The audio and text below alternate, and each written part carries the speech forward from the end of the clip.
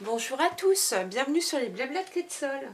Je vous retrouve pour une nouvelle vidéo et aujourd'hui je vais vous présenter une carte. Donc voilà, j'ai pu réaliser cette carte. J'aime beaucoup les coloris. Pourtant je ne suis pas rose. Je déteste même le rose normalement à la base. Mais ces papiers m'ont vraiment fait craquer. Je vous les ai présentés dans un haul il n'y a pas longtemps. Il s'agit des papiers de la collection Design spécialité encre animée, que j'aime vraiment beaucoup. Donc je me suis dit, je vais prendre de l'avance sur mes cartes de vœux. On n'y est pas encore, mais bon, le mois de décembre va arriver très vite et avec tout ce qu'on doit préparer, ben, il n'est jamais trop tôt pour commencer. Donc pour réaliser cette carte, je me suis basée sur deux collections en fait. L'ensemble de la collection encre d'artiste, encre animée, donc les papiers, les tampons, les papiers que vous retrouvez ici et les tampons que vous retrouvez ici, les papiers à l'intérieur. Et aussi le dice que j'ai utilisé, ainsi que le classeur de gaufrage qui viennent de la collection, bonne question, j'ai oublié le nom, c'est en début de catalogue, je crois que je les ai déjà passés, oui. C'est la Terre en beauté. Donc j'ai utilisé le gaufrage 3D écorce qui permet de faire ce rendu sur le papier et donner un petit peu de volume et de densité au papier. Et j'ai utilisé tout simplement une matrice de découpe. En fait, il y a un petit carré étiquette tout simple. Je vais vous le montrer. Et j'avais besoin d'un dice étiquette. Je me suis dit, allez, prenons celui-là. Voilà, tout simplement. Donc là, je pense que vous avez peut-être des matrices ou des perforatrices qui vous permettent de faire des étiquettes. C'était juste pour découper facilement en fait ma petite étiquette. Donc je me suis essentiellement basée là-dessus. Donc pour réaliser cette carte, ici je l'avais réalisée dans les coloris pierre rose polie pour la base de carte et pour mes encres ici, qu'on retrouve dans la collection justement de papier encre animée. Il y a une touche de rose ici. Et bah après c'est du murmure blanc. J'ai du macaron à la menthe pour mon feuillage. Et ensuite j'ai utilisé un papier qui était en cadeau pendant le Celebration, malheureusement qui est terminé. Vous ne pourrez plus le retrouver puisque c'est des cadeaux temporaires. C'était le papier absolument pétillant qui est comme ceci. C'est des feuilles 15 par 15. Mais vous pouvez très bien le remplacer par d'autres papiers spécialisés du catalogue annuel. Je vais vous dire ça, vous le retrouvez en page 135 et vous avez par exemple le papier spécialisé métallisé qui est ici en or jaune, un peu que de doré comme je l'ai fait, mais il existe pourquoi pas en or rose. Il y a les papiers aussi spécialisés en dégradé avec des couleurs et il y a un coloris un peu mélodie de mangue qui peut faire un penser à du brillant, donc pourquoi pas. Mais il y a quand même du papier doré, vous voyez, couleur or ici, là, que vous pouvez utiliser pour remplacer le papier qui n'existe malheureusement plus. Mais moi, comme je l'ai, ben, je vais l'utiliser parce qu'il ne faut pas gâcher. Donc là, je vais réaliser la carte dans des autres coloris avec vous. Donc pour cela, j'ai préparé déjà pas mal de matériel. Donc à la place de la base de carte rose, donc je vais réaliser cette carte avec le coloris papaye pâle. Donc il va vous falloir un morceau de 29,7 cm par 10,5 et vous faites un pli à 14,85. Voilà, ça vous donne, c'est les formats classiques de base de carte. Ensuite, il va vous falloir un morceau de la collection Désigne encre animée. Vous pouvez choisir ce que vous voulez. Je vais vous montrer un petit peu la collection. Voilà. Moi, j'ai des découpes déjà de réaliser pour d'autres projets à venir. Moi, j'ai utilisé un peu cette feuille-ci. De ce côté-ci, c'est rose et blanc. Rose blanc, oui. Et coloris or foil. Mais moi, j'ai utilisé le coloris ce côté-là où il y a le coloris papaye pâle et le coloris pierre rose poli. Donc il me reste une chute de papier. Hop. Donc là, il va falloir deux morceaux. Un morceau de 10 cm par 14,35 puisqu'on enlève 5 mm. C'est pour l'intérieur de ma carte, ici. Je ne sais pas encore si je le mets comme ceci ou comme ceci, ça n'a pas vraiment d'importance. Je verrai comment j'ai décidé. Il vous faudra aussi un tout petit morceau qui va venir se placer sur le dessus ici, comme là. Donc ce petit morceau fait 10,2 cm par 7,5. Il va vous falloir un morceau de papier coloris or. Il fait 8 cm par 11 cm. Il va venir au-dessous. Voilà. Et il vous faudra aussi une toute petite chute. Alors moi j'ai pris le morceau qui me restait qui était coupé pour mater votre petite étiquette. Ensuite, il vous faut un morceau de papier blanc qu'on va venir passer dans le classeur d'embossage pour mettre au-dessous ici. Et ce morceau de papier fait, donc en coloris murmure blanc, j'ai pas précisé, il fait 14,35 par 10.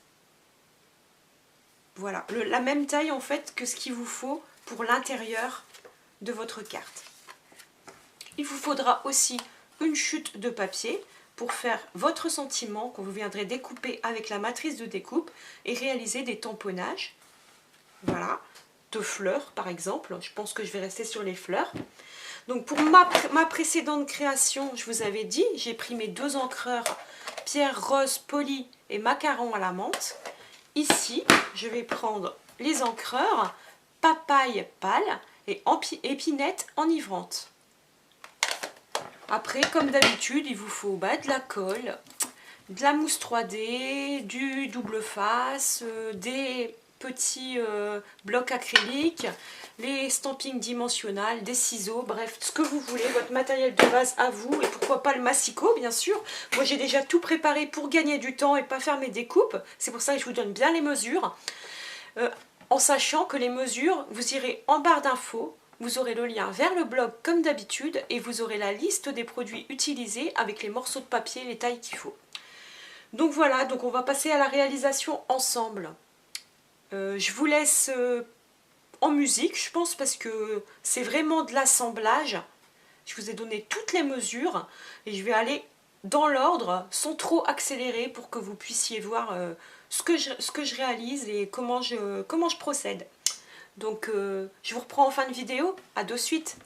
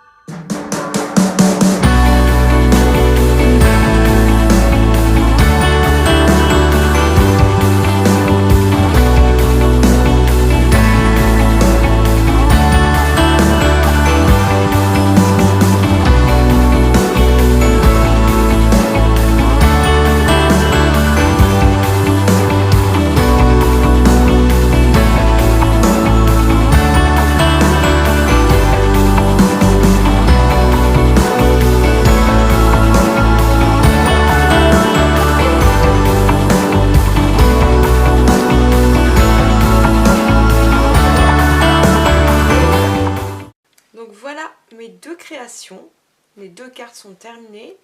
Je ne sais pas laquelle vous préférez. Et dites-moi laquelle vous pensez que je préfère. Vous savez que je ne suis pas spécialement couleur rose. Alors à votre avis, est-ce que je craque pour le rose ou est-ce que je craque pour la seconde? Vous connaissez peut-être bien, tout au moins ma famille va savoir répondre à cette question. Donc, mais j'aime les 2 cartes. Les coloris en fait sont vraiment bien assortis.